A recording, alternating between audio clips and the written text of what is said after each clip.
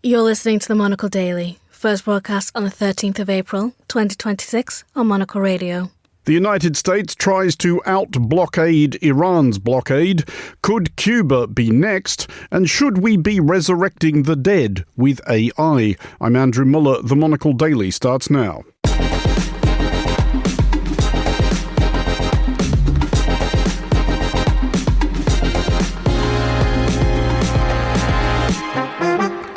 Hello and welcome to the Monocle Daily, coming to you from our studios here at Midori House in London. I'm Andrew Muller. My guests Oscar Guardiola Rivera and Latika Burke will discuss the day's big stories, and we'll hear from the theatre critic Matt Wolfe about what last night's Olivier Awards reveal about the current state of British theatre. Stay tuned, all that and more coming up right here on the Monocle Daily.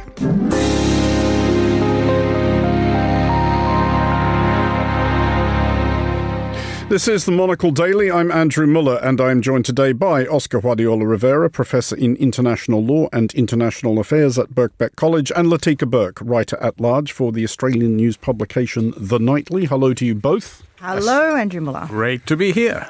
Oscar, first of all, you, I believe, are shortly going to attempt to go to the United States. So, on behalf of all our listeners, it's been nice knowing you. I know I should say goodbye, just in case you've never heard of me again. If anything happens, I will give them your number. Please, what is it that you're going to attempt to do, assuming you get past passport control? This is a small book tour for my latest book, which is titled A Hopeful Political Imagination. We need a lot of that. They're not going to like that.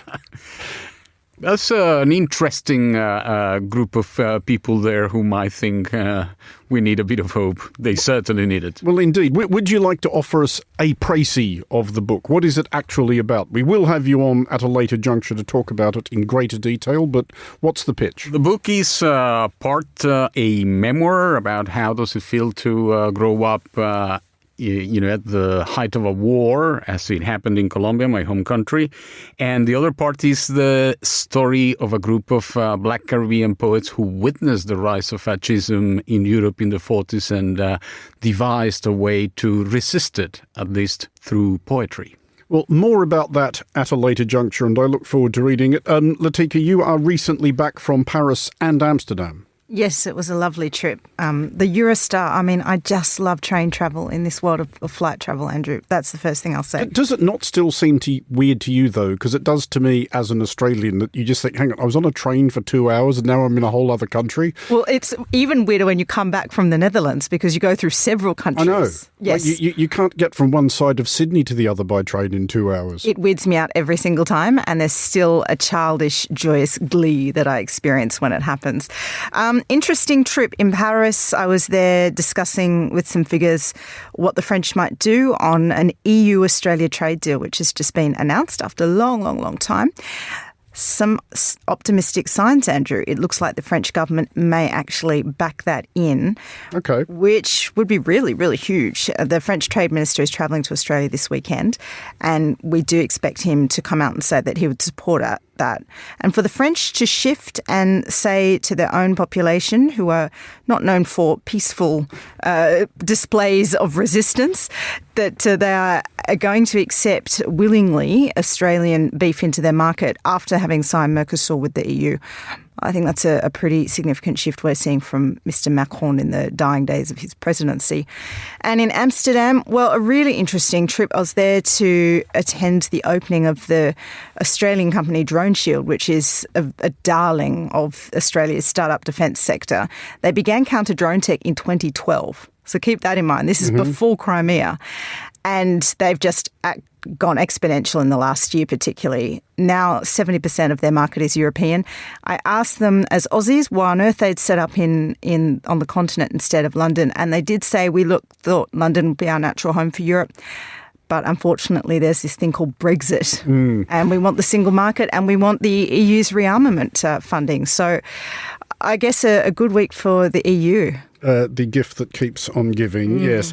We will start with the weekend's attempts to end hostilities between the United States and Iran with talks in Islamabad, which, despite the famous persuasive charm of US Vice President J.D. Vance, which helped make Viktor Orban what he is today, i.e. unemployed, did not forge a lasting peace in the Persian Gulf. Instead, an alleged US blockade of Iran's ports has been underway for the last 3 hours or so, and President Donald Trump has posted online an AI-generated image of himself as Jesus Christ, an apparent salvo in his escalating row with Pope Leo XIV. We will get onto that shortly, Oscar, and the attendant threats to establish some sort of 21st century Avignon papacy. But the talks in Islamabad, were they ever going to work?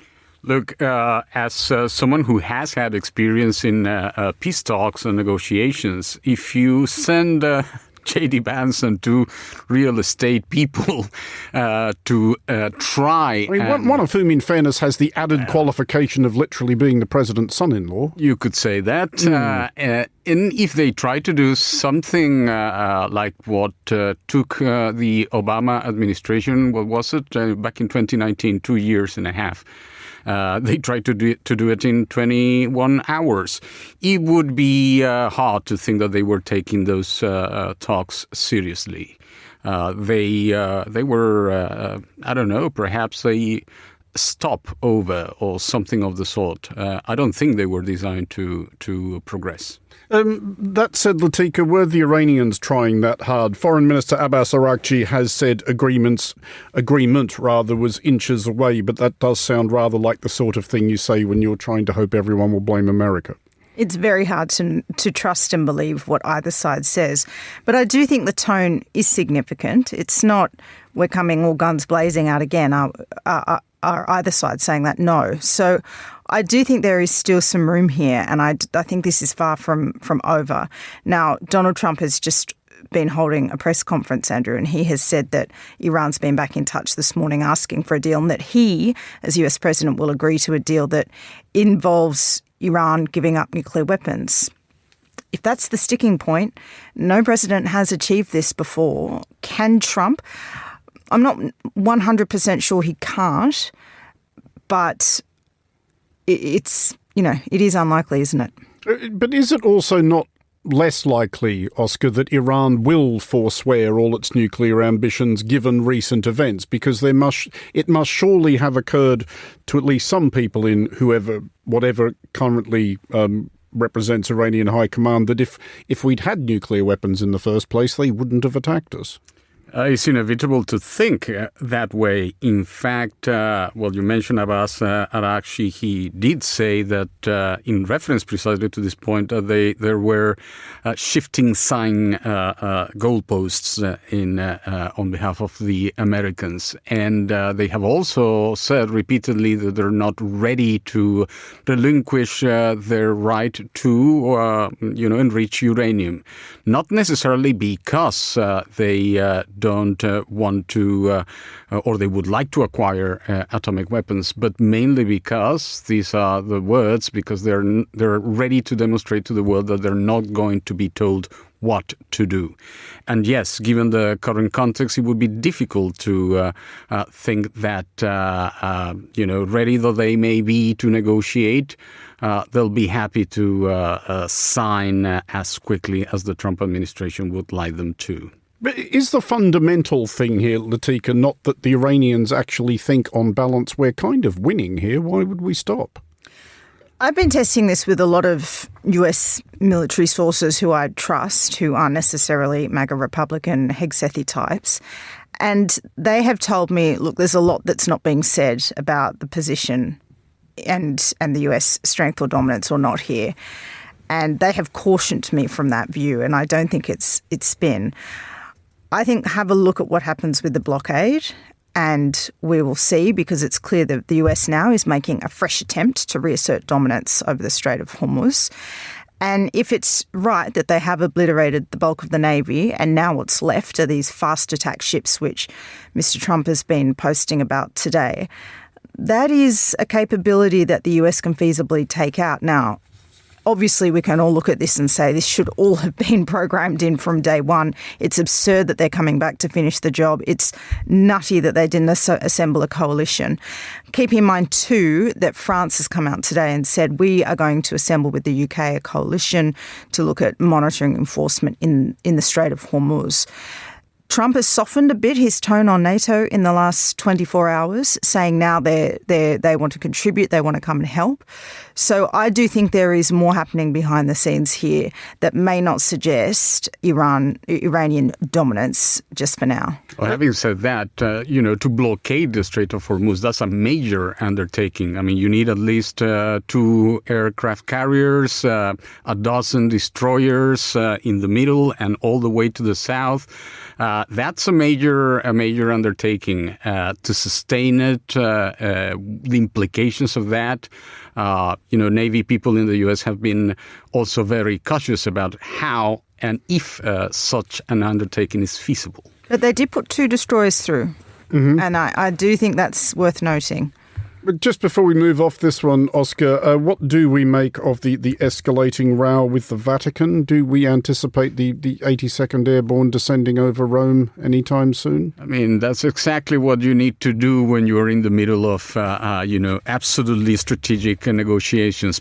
Go and piece off the head of a 2,500-year-old institution, and then post yourself as Jesus, so that even the Knights Templar International, reply back saying, "Please, can you take it off?" I think at this rate, it's just Santa Claus left that Trump hasn't picked a fight with, right? I mean, let's bring on December 25. And when you've lost the Knights Templar, who do you still have? But sticking with the theme of President Trump's increasingly thinly disguised ambitions of adding a 51st star to the American flag before he's done, Cuba's President Miguel Diaz-Canel has warned him not to explore whatever funny ideas he may have about sending the Marines to Havana, or perhaps in homage to President Teddy Roosevelt personally seizing San Juan Hill on horseback, or at least posting chintzy AI images of himself so doing. President Diaz-Canel has told American television that in the event of US invasion, Cubans would resist. There will be a struggle, he said, and if we need to die, we'll die. Oscar, is this actually a likely scenario? I mean, given that this is a question we might reasonably have asked a year ago about the United States threatening to invade Denmark. Well, a year ago I would have said, no, this is not likely. Now, it is not necessary, but there is a possibility. Having said that, to quote Ithaca, my sources in Cuba tell me that, there are 2 things at least to be conscious of. Number one, the U.S. has a military base in the island of Cuba, and that goes both ways. Is a huge risk militarily for the United States. And number 2, imagine what will happen if there is some kind of military action, perhaps even short of a ground invasion. Imagine if the Cuban government and all the Cuban people decide in the thousands to take on thousands of boats and cross the 90 miles that separate them from Miami. Imagine the optics of that for the Trump administration. Thousands of little vessels with Cuban emigres approaching the east coast of the United States from various points. And how do you deal with that militarily? I mean, even by Trump standards, though, Latika, assuming they did want to do this, and obviously toppling the Castroist regime in Havana has been a preoccupation of successive US administrations pretty much since 1959. But you couldn't, even to Trump's supporters, surely it would be hard to construct a case that Cuba now is any threat whatsoever to the United States. Iran, you can make an argument about it. It is a big country which has menaced its neighbours, established proxy militias all across the region. I think Monocle could take Cuba with the wind behind us. I mean, we talk a lot about Vladimir Putin's emotional reasons for invading Ukraine and how irrational it looks, yet coherent with his worldview. And I think you also have to apply that to the way the American, particularly the Rubio-esque community, considers Cuba. So the dynamic is there for him to pursue this, I think. Whether the base supports it, I think that depends on how long and drawn out any military operation would be. I think one of the issues with Iran was that it's just gone on too long. In fact, I was at the London Defence Conference on the weekend and there was a Republican congressman there and he said, I'm uneasy about the way this war, how long it's continued, but I do generally support us going in. I think you would find that there would be perhaps more support for an initial operation. But of course, it's always the execution. Venezuela, we might look back at that as the aberration and the oddity because there was a Delcy there. Who is that person in Cuba? I'm not sure that that is clear. And Rubio himself has not even had direct conversations yet with the Cuban president. So I'm not really sure they've done the work, and you would think they might be a little chastened by what's happened in Iran. Well, you would think, but might you not also think, Oscar, that the Americans would be a bit chastened by the fact that decades and decades and decades of blockading, making a bogeyman of Cuba and of Castro turned him into a hero and kind of entrenched him? And are they not now doing Diaz-Canel the same favour? Because in the same interview, he was asked questions about releasing political prisoners, whether or not Cuba ever fancied throwing an election, allowing free newspapers or trade unions, and he's now able to duck them because he can now say, I am the oppressed leader of a terrorized people. You're absolutely right. And I'm always absolutely right. You're always absolutely right, but now more so than ever, because in fact there are a lot of people in Latin America now, in the Americas, in fact, thinking that the Trump administration, obtained the wrong lesson from what happened in Venezuela. They seem to have had the idea that this was an easy win.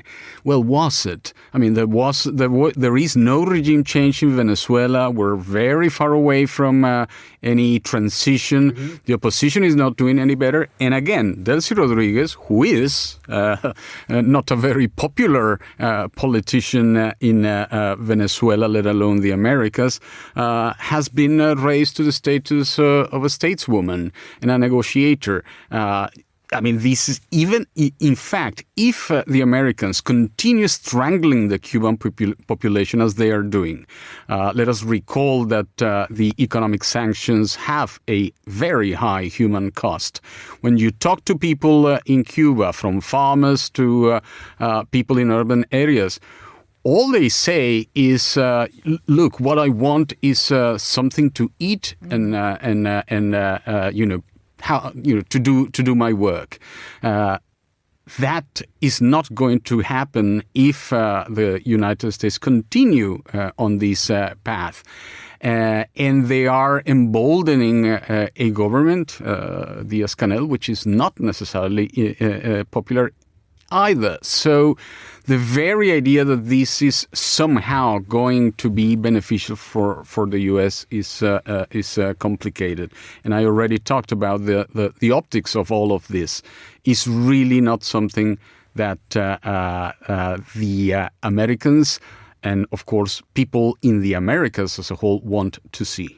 Just finally on this one, Latika, is there any way that this recurrent American obsession with Cuba isn't as weird as it looks? Because there did appear to be a brief interregnum under President Barack Obama, which, his announcement was words to the effects of, seriously, what are we still doing? And yet we now appear to be pretty much back where we were. I have been doing a lot of reading about Monroe Doctrine over the last few months. And what I have come to the conclusion is that this is a strain that runs deep in American foreign policy. We just haven't been so well taught about it or educated about it, and it hasn't been is used and lent upon so prominently, and abused, by the way, of course, misused by a governing president in quite this way. I think there's a lot of consistency, actually, in what Trump is saying and doing about his aims to control and dominate the Western Hemisphere, potentially acquire Greenland and Canada. It's actually very, very consistent with where the United States was at the time the Monroe Doctrine comes into being. It was rapidly expanding. It was trying to fend off an international rules-based system being established by intellectuals in South America. So I actually think this is we've been living in the aberration period. I think this is a bit more normal from the United States than we've been assessing. Well, to Germany now, and to dolorous tidings for Chancellor Friedrich Merz. Even by the standards of an age in which incumbent national leaders tend to be disliked by grumpy, dissatisfied, bored and arguably somewhat overindulged voters, Merz is, according to a survey of voters across 24 democracies, the least popular elected leader on earth. Fully 76% of German voters are unhappy with the job he is doing, making him a tick less popular than President Emmanuel Macron of France, who cannot stand for another term anyway, and may therefore greet such a verdict with a Gallic shrug and perhaps a mournful accordion glissando. The highest approval ratings were posted by Indian Prime Minister Narendra Modi at 70%, and South Korea's newish President Lee Jae-myung, who had the advantage of a non-tough act to follow. Latika, does this surprise us that nobody likes Chancellor Merz terribly much? He seems harmless enough, doesn't he? Yeah, I actually was surprised, and I feel a bit sorry for Merz. Yes. Which is probably not something you want to hear as a national leader, mind you. No, I mean, look, I'm sure he's got all his problems like all politicians, but actually Merz has been trying extremely hard to turn the German tanker around. He has made some very daring moves on defence spending, lifting the debt brake. He has helped galvanise the EU and give them the political authority to pursue things like trade deals, do things differently, essentially, in a world where the Americans are so unpredictable. So I actually think this is a little bit unfair on Chancellor Merz, because I can't see any offensive quality or policy that he has that really outranks him compared to the others. I mean, has governing democracies, Oscar, become kind of impossible? You might say that again. But, before we go on to that, it seems to be the case that the problem with Merz in Germany is with him personally. I mean, he was already, disliked as a politician even before he came back to politics, and way before he became a chancellor. Precisely because of all the things that Latika said, one would think, well, he should be more popular, and he's not. So all analysts in Germany would tell us, well, this is about him. I mean, they just dislike the way he is, what you pointed out about being boring and so on and so forth. As to the impossibility of democracy, well, since Plato, we've heard that democracy might be an impossibility, but that is the very reason why we need to keep fighting to build it, to make it better. And also to mention the unpopularity and contentious nature of the Monroe Doctrine in the Americas. If you look for the more popular statespeople in the Americas, you find precisely those who are opposing the Monroe Doctrine very high up. Mrs. Sheinbaum, people like Gustavo Petro or Lula and others. There is a doom loop problem, though, isn't there, Latika? Because you become less popular, it therefore becomes less easy to govern, which means you can't make decisions about things that might actually work, which might make you more popular. And therefore you become even more unpopular because you're perceived as someone who can't govern. Yes, but I think that, the best example of that, of course, is Keir Starmer. But I think that's his own particular political inertia, and really the best way to deal with that. Look at the result in Hungary on the weekend. Have a clear agenda. Have a clear reason for why you're running. And when you get into office, having outlined that, which Starmer did not do, implement it as best you can and be upfront and frank and clear. I actually think we overcomplicate, or the politicians and the political class overcomplicate a lot of what people want. I think they just want authenticity. They do want plain speaking, which is why populist leaders are having a bit of a run right now. And they also want solutions-based politics. And I think a lot of politicians have not really had the time to think about what economic solutions they can offer voting publics. And that's a lot of the part of the downfall. Is there arguably a problem as well, Oscar, that politicians, being politicians, tend a lot of the time to think in terms of policy, i.e. we will do this and people will like me and that will make us popular, etc., whereas voters do tend to basically make decisions based on vibes? Latika is absolutely correct in saying that politicians tend to overcomplicate things. They're more so now in the digital era and the echo chambers and so on and so forth. They are sort of trying to second guess what people actually want, and trying to predict, if I do this, then they will like me, rather than actually asking people, what do you want? Oh, that one thing, let's go for that one.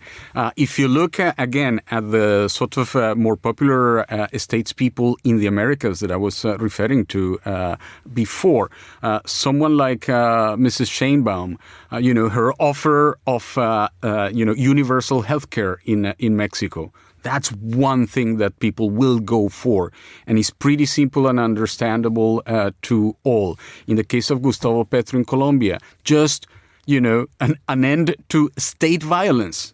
It's actually not a doing, but a not doing, and that's already having a result. Or, Andrew, you could just learn to play the drums like Takaichi in Japan, who's become a viral sensation.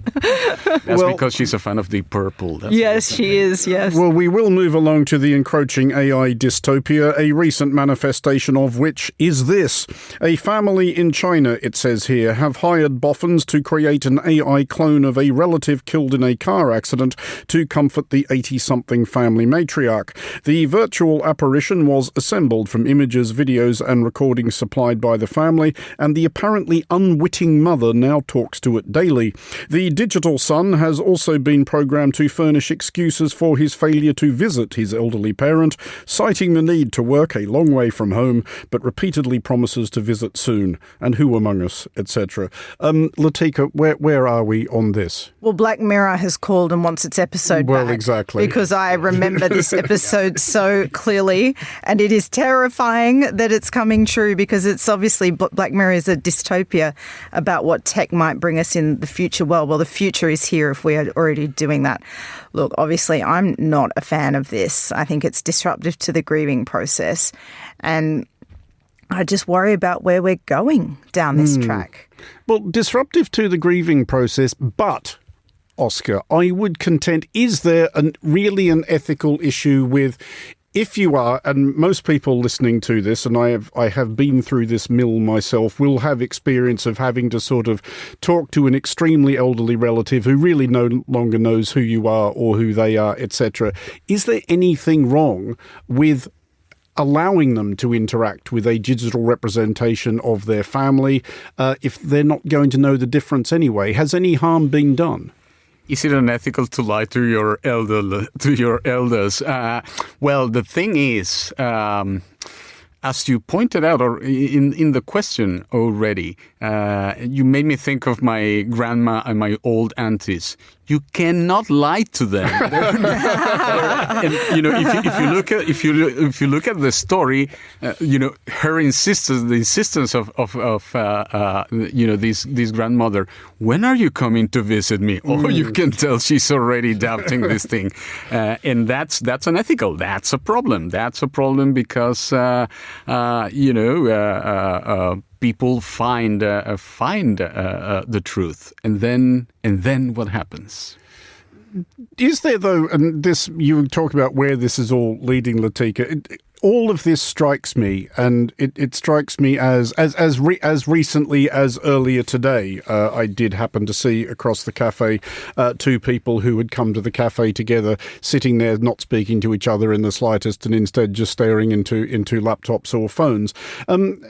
Is it the case that it turns out we actually prefer not interacting with our fellow humans if we can possibly avoid them? Or do we just gravitate to what's easier even if it's not as good?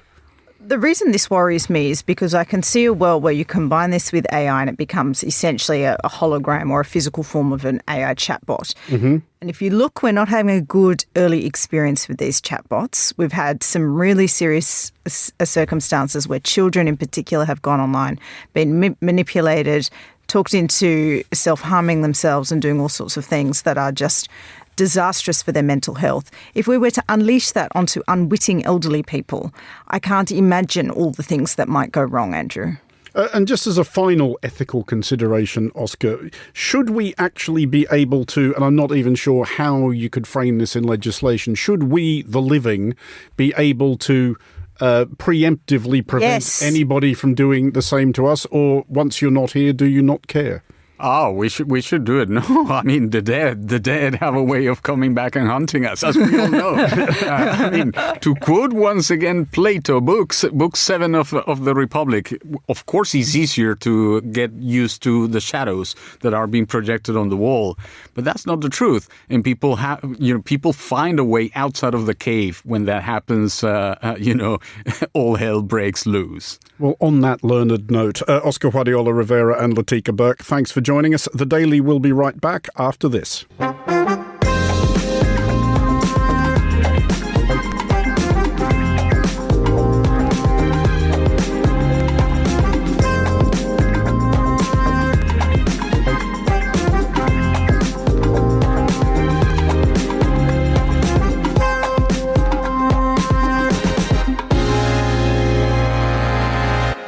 You are listening to The Daily on Monocle Radio. And finally, on today's show, the Olivier Awards, which recognise the best of British theatre, were distributed last night. Among the attendees, in fact, was Matt Wolfe, theatre critic at the International New York Times, who joins me now. Matt, welcome to The Daily. Thank you, Andrew. Great to be here. It's nice to have you back. Any right-thinking person, Matt, looking at the list of winners, will be beholding a preponderance of musicals which are inexplicable. How do you account for this? Well, certainly a show like Paddington, which won 7 awards and sort of swept everything before it, is the kind of success that the theatre industry dreams of and doesn't often achieve. I think if you want a comparable hit like that, homegrown in the UK, you have to go back to Matilda 14 years ago. So this was a show that took 5-6 years to incubate. Finally, it's come to fruition. It's a big hit. And my God, the Oliviers are going to make sure that it went noticed. And there was a really odd feeling throughout the ceremony, Andrew, because it's about Paddington the Bear bringing his message of generosity to, blighted London, and except that London ends up transformed by Paddington the Bear. And there was this feeling that somehow the musical had made the theatre world kinder and more generous and more inclusive. So we'll see. But also featuring, I could not help but notice, was Evita. And I am one of those people who remains perplexed by the enduring success of a jolly sing-along romp about an Argentinian fascist and his mad wife. Well, I don't know if I'd quite call this a jolly sing-along romp, particularly in Jamie Lloyd's pretty fierce and abrasive production, which I really liked. I've seen all the Evitas through the ages, and this one was far and away the most astringent. And what you saw in this was, for every moment that it exalted and extolled its title character, it also critiqued her and the world that she inhabits. It's no surprise, Andrew, that Donald Trump's favorite musical is reputed to and reported to have been Evita. You can draw your own conclusions from that. I mean, did it strike you that aside from the success of musicals, there was any sort of overarching theme about last night's Olivier? Yes. The overarching theme was very much, we live in a cruel, harsh, cold world, and somehow for 3 hours, no interval, I'm just emphasizing that, the Royal Albert Hall was a defense or a sanctuary against these bleak times.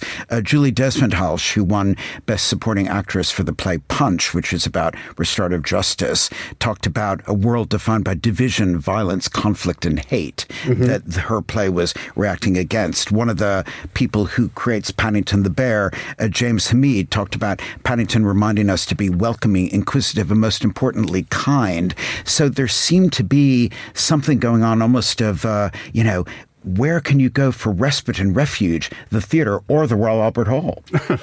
I mean, were there any other winners that you personally were especially delighted by? I was really pleased. There was a little show that called Kenrex, which is about not so restorative justice, based on a story of actual crime in Skidmore, Missouri in 1981. And it was the creation of this really gifted actor-writer, Jack Holden, British, set totally in America. And he's been working it incrementally from Sheffield off West End, on West End. He won Best Actor up against Sean Hayes, Bryan Cranston, Tom Hiddleston. And when his name was announced, he looked surprised and confused. He actually said something like, are you sure it was me? So, and the show is actually opening on Thursday in New York. And he had flown over from New York where he's in rehearsals for it. And it could have been a wasted trip. In fact, it wasn't. Well, on the subject of being confused, bewildered, etc., surely there must be at least once every award ceremony you attend, Matt, where you are tempted to stand on your seat, bellow, fix, and start launching bread rolls at the dais in rage at the judgment that has been passed.